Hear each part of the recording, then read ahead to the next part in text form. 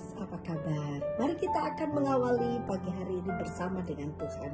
Firman Tuhan terambil dari Mazmur pasal yang kelima. Firman Tuhan berkata demikian. Sebuah orang yang berlindung padamu akan bersukacita. Mereka akan bersorak-sorai selama-lamanya. Karena engkau menaungi mereka.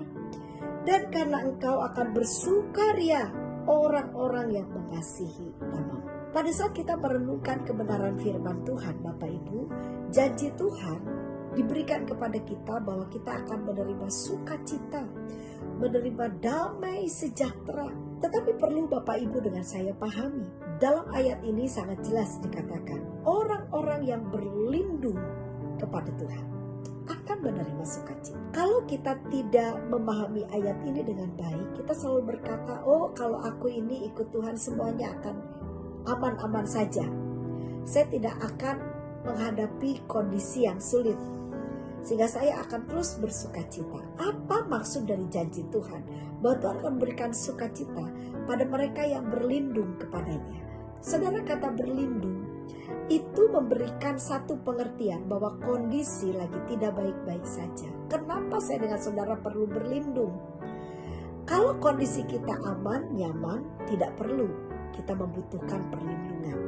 Tapi seseorang sampai harus dinyatakan bahwa kita harus berlindung. Ya, Alkitab katakan dengan jelas siapa yang berlindung, berarti kita harus ada dalam perlindungan. Itu artinya bahwa kondisi diperkirakan tidak terlalu baik, sehingga kita perlu berlindung.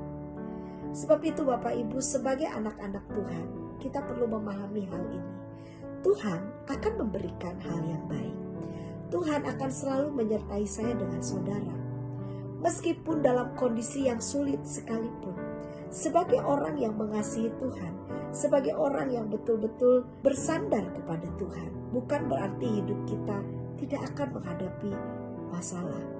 Mungkin masalah itu akan tetap ada. Tapi ingat, Tuhan minta, ayo kita berlindung. Artinya apa?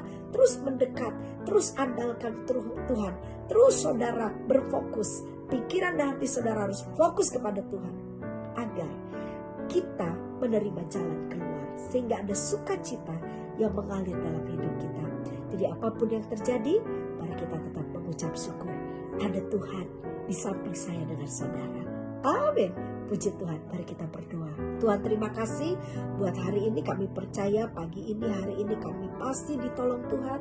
Kami pasti diberkati oleh Tuhan. Selama kami terus mengandalkan Tuhan, berharap kepada Tuhan, maka kondisi hidup kami tetap akan ada di dalam pertanggungjawaban Tuhan. Kami mengucap syukur Tuhan, dan kami sangat yakin bahwa Tuhan pasti menolong kami. Di dalam nama Tuhan Yesus Kristus. Haleluya. Amin. Puji Tuhan. Tuhan Yesus memberkati.